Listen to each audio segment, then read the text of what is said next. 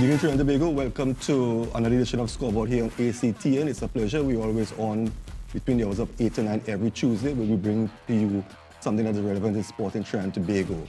Today, we're going to be talking about a sport that we felt like what we did for rugby. We thought rugby was a sport that wasn't getting the kind of support that it needed, and we started to do a number of programs on rugby. And I think after talking to my guests earlier, I think we're going to do the same for this sport, because I think this sport needs some recognition, and more so because it involves a lot of the young people. That sport we're going to be discussing tonight is the sport of golf.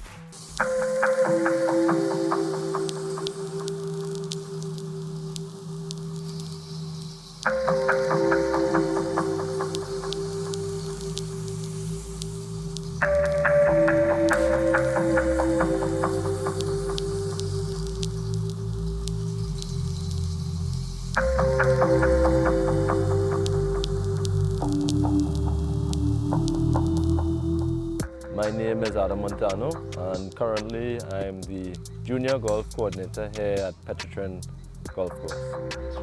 I started the game when I was 12 years old, and I've had a love affair with the sport for the last 18 years. So this year I was called on to revamp our junior golf program here at Pointe-à-Pierre, with the main goal of spreading the game to young adults and using golf as a tool to help empower kids. One of the main goals of this program is the No Kid Left Behind project.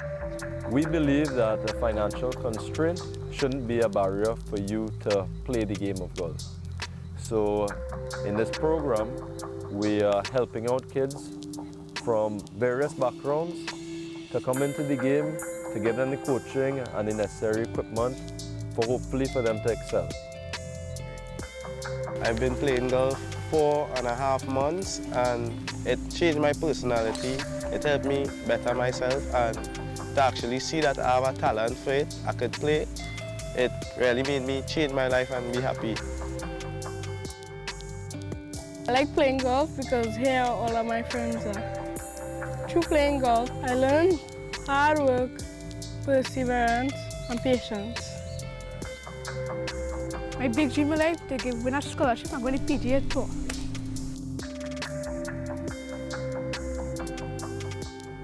Today, many schools around the world offer golf scholarships while you can simultaneously earn a tertiary level degree. So at the program, we are making it very clear to all the kids that are involved in what it takes to earn these type of scholarships. And our job and our function is to provide the blueprint of how to get there. This year we brought Joshua Galt on board. He's a local Trinidadian professional. He's played around the world in professional golf tournaments and has worked with numerous top US pros. He's brought a wealth of experience and knowledge to the program, which the kids have benefited from tremendously. So we're very excited to have him. He's a personal friend of mine, and he's a great asset to the program. Stephen Ames is a definite inspiration to this program. Right? He's born and bred in Trinidad. He's come from our home golf course, and he's reached the pinnacle of every golfer's dream, the PGA Tour. So his story, told to our kids, it's a testament of hard work and perseverance, and it's a story that should be told. A lot of times in life, kids just need a chance to harness their true potential. And we're hoping with this program that we can make some of their dreams a reality.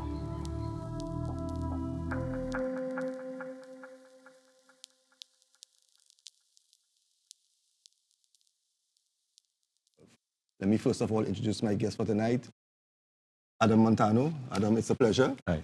And Joshua Galt. And these two gentlemen, amateur golf, professional golfer. Let's start with you, Adam. Tell us a bit about your involvement in the sport of golf. So I started golf at 12 years old. I started in Pointe-à-Pierre, and I played a bit. I played on the national junior team when I was younger, and I have had a love affair with the game since I was 12 years old. So this year, I was called on board to revamp our junior golf program at Pointe-à-Pitre. Okay. So that's what I've been doing this year. All right. Joshua, I know that you are the pro Yeah. for about 4 years, right? About five, 6 years. Yeah. Tell us a bit about your involvement in the sport and where you are present. So I started playing golf up in St. Andrews. I was 4 or 5 years old. And I've been playing competitive golf since 7 years old. Played on the national junior team. Migrated to the States, played golf all throughout middle school, high school. And then instead of going college, I went the professional route. You know, I've been around the world, South America, Africa, the States, playing professional golf. And a few months ago, Adam decided that he needed somebody who, you know, he could work well with, and somebody who could bring some expertise to the program he's trying to build back up.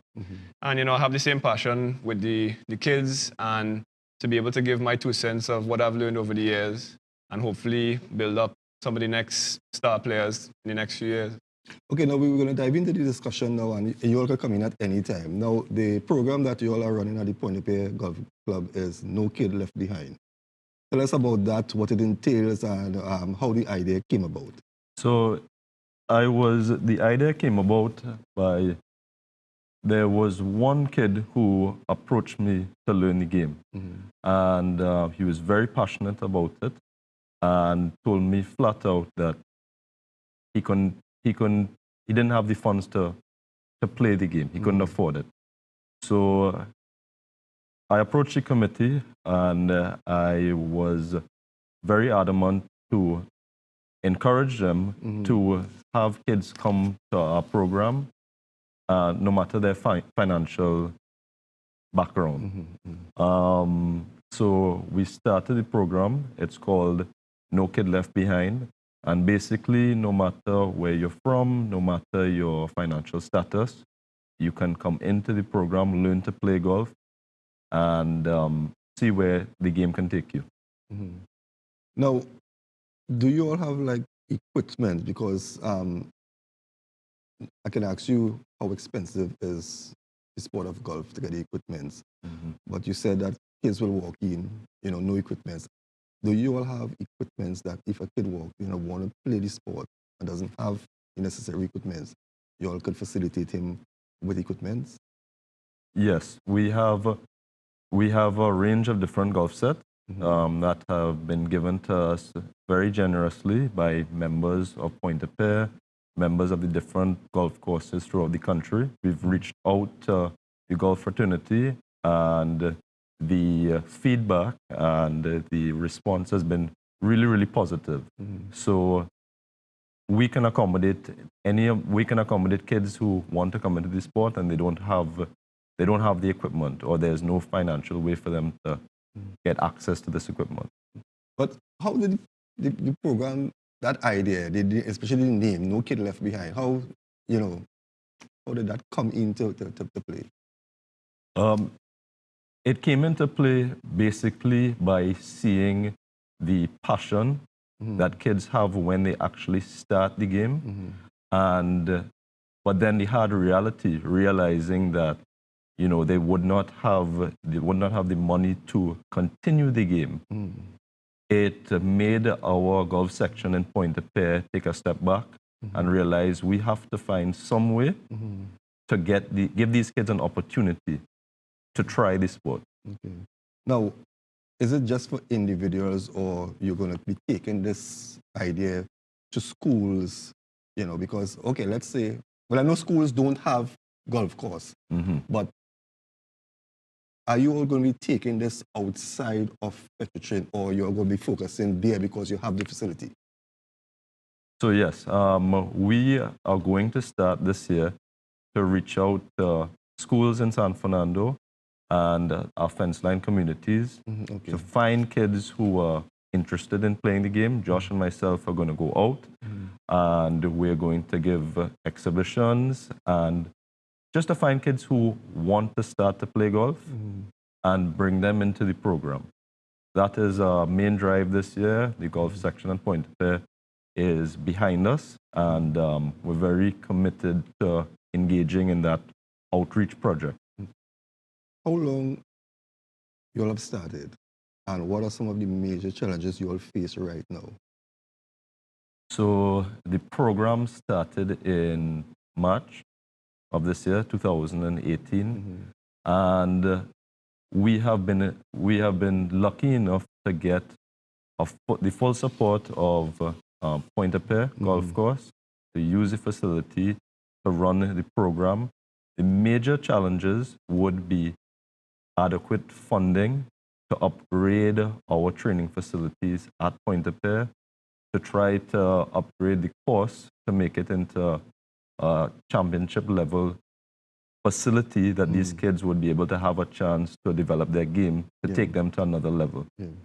Because I guess a golf course, well, going back to a statement our Prime Minister made sometime about grooming like a golf course, I think that special attention or more investment needs to be had in order to take care of a golf course. A golf course is not like an ordinary field that you can take a farmer or a lawnmower.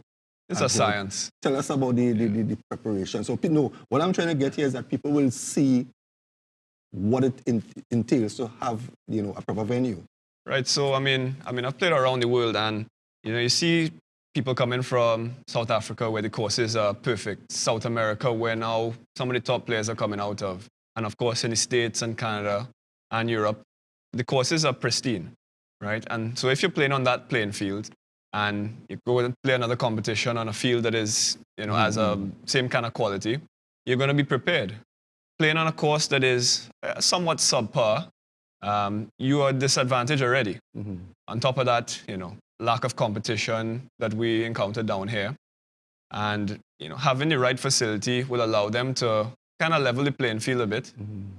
And it takes a little bit of funding, but having a program like we have started will allow them to have the chance to compete on the international scale. Well, I was just about to ask you all, what do you all expect to get out of this whole No Kid Left Behind? As you said, more competition. But what is needed right now to bring, golf? Because I remember long time I hear the name of it, Stephen Ames and Chris Richards, all these guys, and you used to hear about golf long time.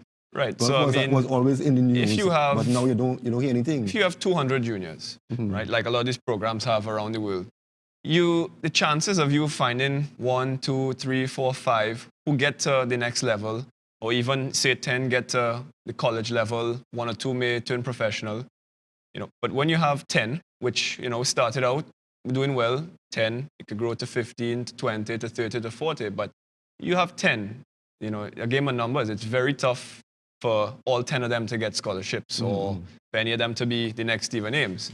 But as we go into the schools and hopefully, seek out another bunch of juniors who, give themselves a chance to get to that next level, then hopefully we could develop the program into something bigger. And, hopefully a few of them will get to the next level, whether it's college, whether, a high amateur level or professional. They give scholarships in golf, right? Yes. Okay. How big is the sport, and what's the pool of golfers, especially with the young children? Right now? Yeah, if you have an idea. Right now in the country? In the country, it's somewhat limited compared to when I first started playing. So I played on the national team 15 years ago. And, we had 40, 50 juniors fighting up for those few spots. Now, I would say there's a lot less. What do you think is the reason for that? Well, I would say, what do you think? I mean, it's a bit of lack of attention, lack of exposure, And then lack of accessibility. I think that's a main issue, is that there needs to be a big drive nationally in this country for the people involved in the sport to go out to the schools, to go out to the communities. And we have started this locally in San Fernando. And we're hoping that, moving forward, we can do it nationally. And as Josh said, it's a game of numbers. So if we can get 300 kids, right, in playing golf as opposed to 30, there's a much higher there's a much higher level of competition, and then there's a much higher chance of finding those kids who can reach to an elite level. So I think accessibility and then just growth is a lot of things holding back the sport in Trinidad, an active approach to it. When they have these these big celebrity golf tournaments and things, Right. like up in Mocha, wherever, does that in any way enhance the sport, or that's just maybe sponsor come on board and some business people get together and some charity? The reality is, I mean, it's nothing wrong with having tournaments. It's always good for tournaments to be there. But really and truly what they're fundraisers. They are, specific companies coming in having certain events. And that's what it is, right? Not a problem. But what we would like to see is more higher level amateur tournaments. For people like Adam, he plays maybe 1 or 2 tournaments a year at any kind of competitive level. And for juniors, back in the day when I was growing up, we had a junior medal, which is a junior version of what they play, like a club championship kind of tournament. And it's every month, the juniors have a chance to play who's going to be the winner, who's the top in that club that month. And now they might play, 4 or 5 tournaments a year at nothing that's very competitive. It's a lot of fundraisers, team events, and that's all very well and good. But when I've played away in the States, it's every week you have a competitive junior tournament.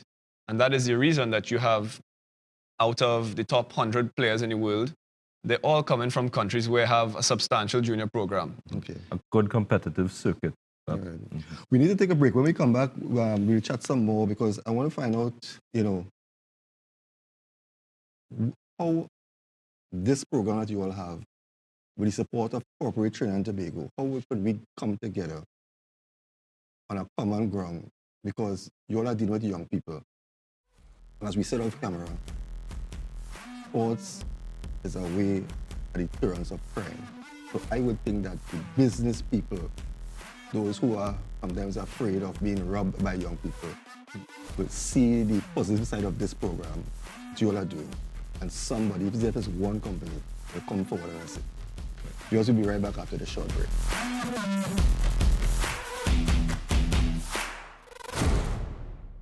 You're watching ACTN, The Voice.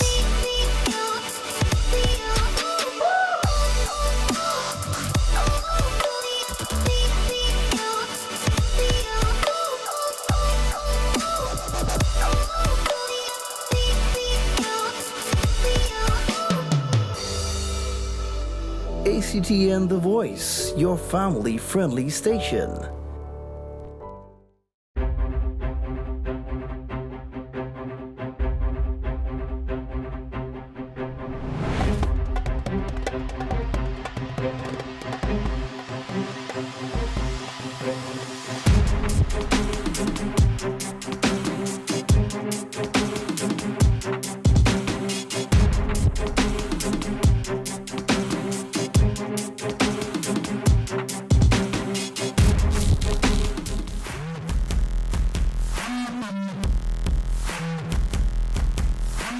Welcome back, viewers. Welcome back to Scoreboard here on ACTN. Our topic tonight is golf. We talk with Adam Montano and Joshua Golf, 2 young men who have started a program. And viewers, before the break, I was saying that this is a positive program. It's a program where we deal with young people.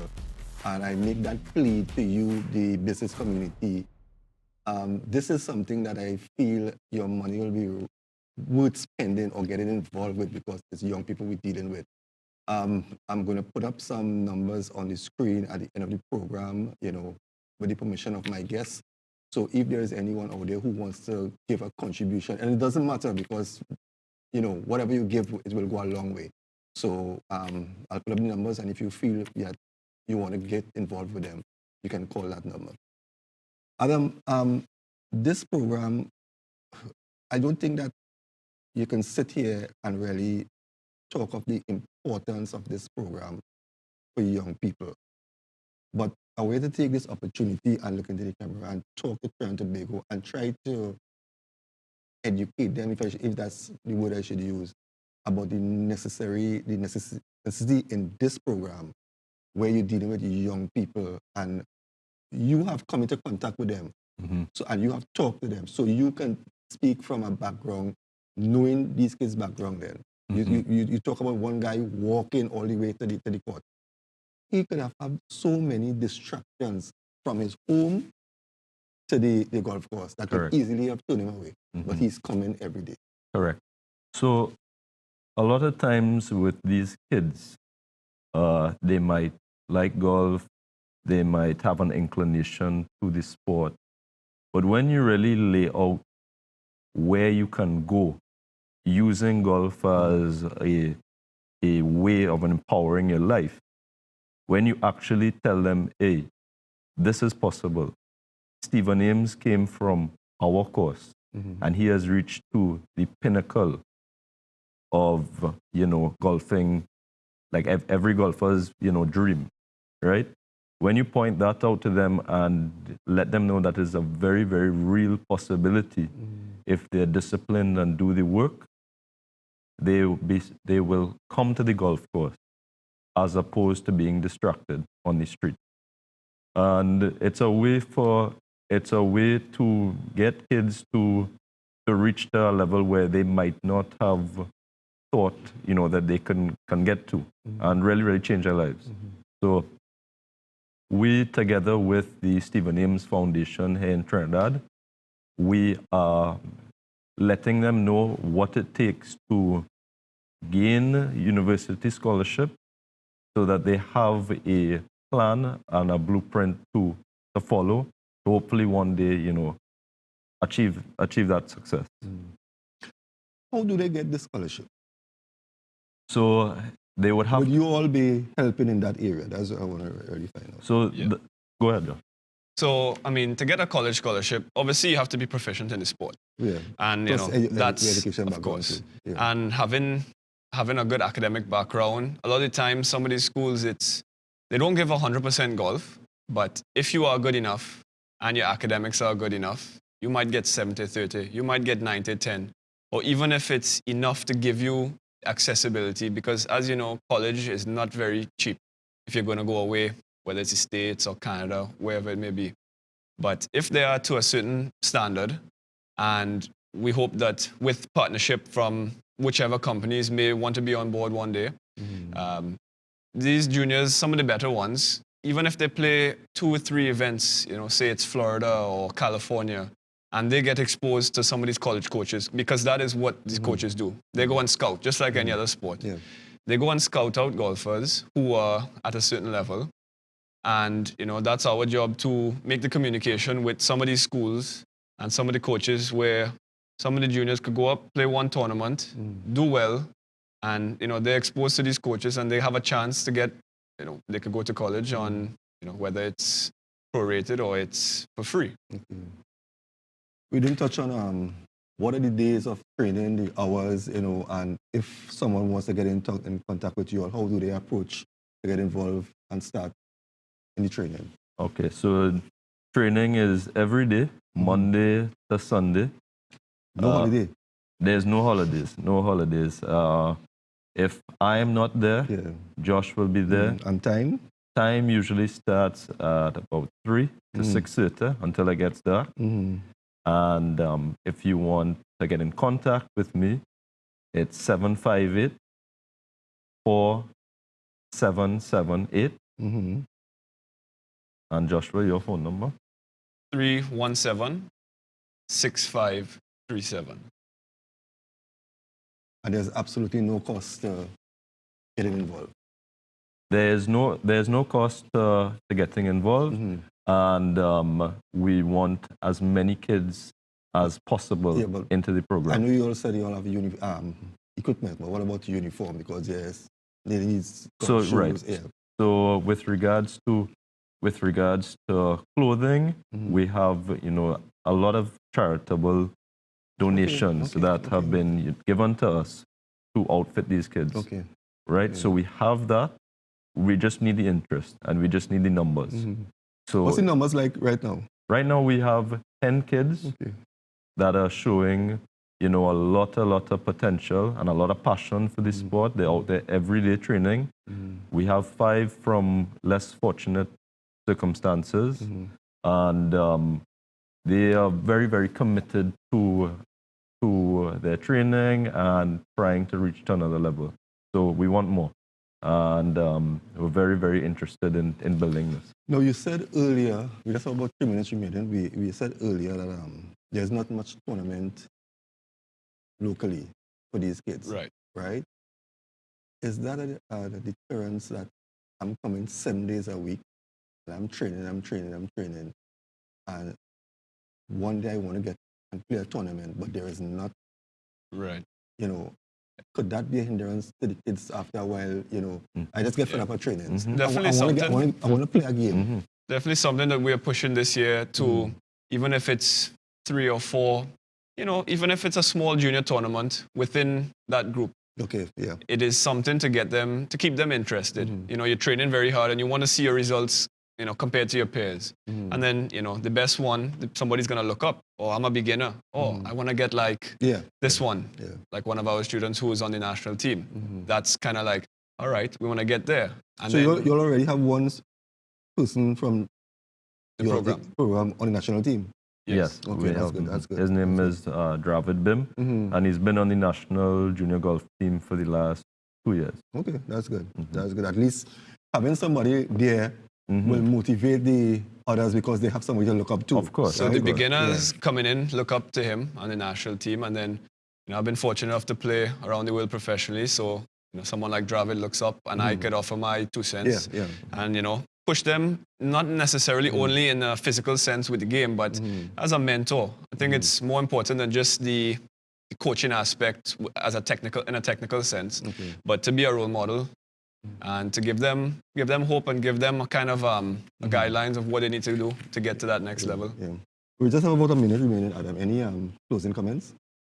Yes. I would just like to appeal to Trinidad and Tobago to put forward kids that are interested in coming to learn to play golf. You have an inclination towards it.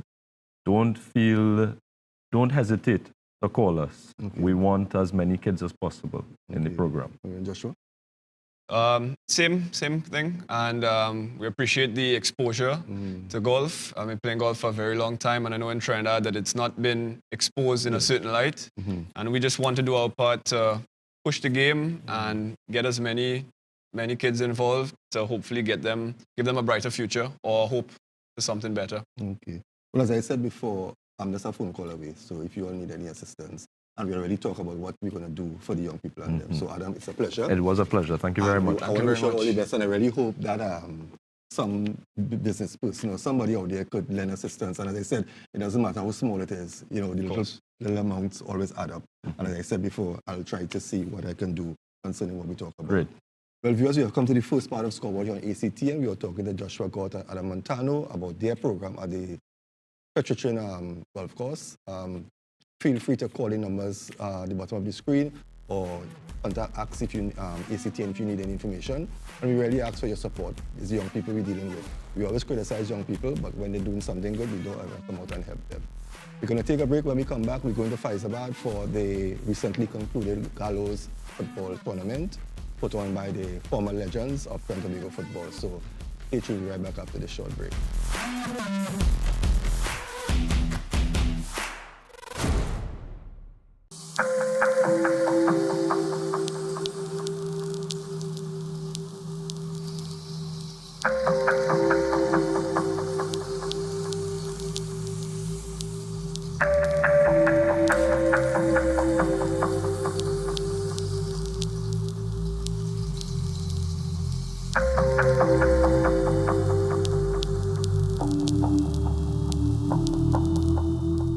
My name is Adam Montano, and currently I'm the junior golf coordinator here at Petritrin Golf Course. I started the game when I was 12 years old, and I've had a love affair with the sport for the last 18 years. So this year I was called on to revamp our junior golf program here at Pointe-a-Pierre with the main goal of spreading the game to young adults and using golf as a tool to help empower kids. One of the main goals of this program is the No Kid Left Behind project. We believe that a financial constraint shouldn't be a barrier for you to play the game of golf. So in this program, we are helping out kids from various backgrounds to come into the game, to give them the coaching and the necessary equipment for hopefully for them to excel. I've been playing golf 4.5 months and it changed my personality. It helped me better myself, and to actually see that I have a talent for it, I could play, it really made me change my life and be happy. I like playing golf because here all of my friends are. Through playing golf, I learned hard work, perseverance, and patience. My big dream in life to win a scholarship and go to PGA Tour.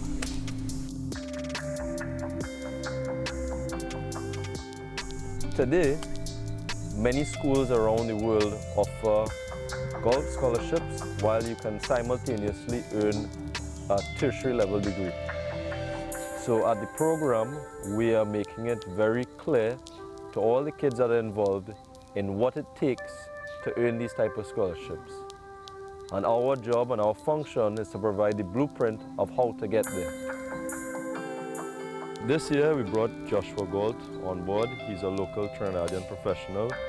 He's played around the world in professional golf tournaments and has worked with numerous top US pros.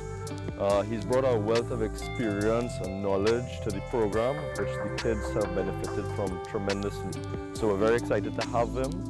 He's a personal friend of mine and he's a great asset to the program.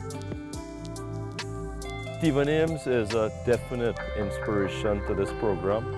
Right? He's born and bred in Trinidad. He's come from our home golf course and he's reached the pinnacle of every golfer's dream, the PGA Tour. So his story, told to our kids, it's a testament of hard work and perseverance, and it's a story that should be told. A lot of times in life, kids just need a chance to harness their true potential. And we're hoping with this program that we can make some of their dreams a reality.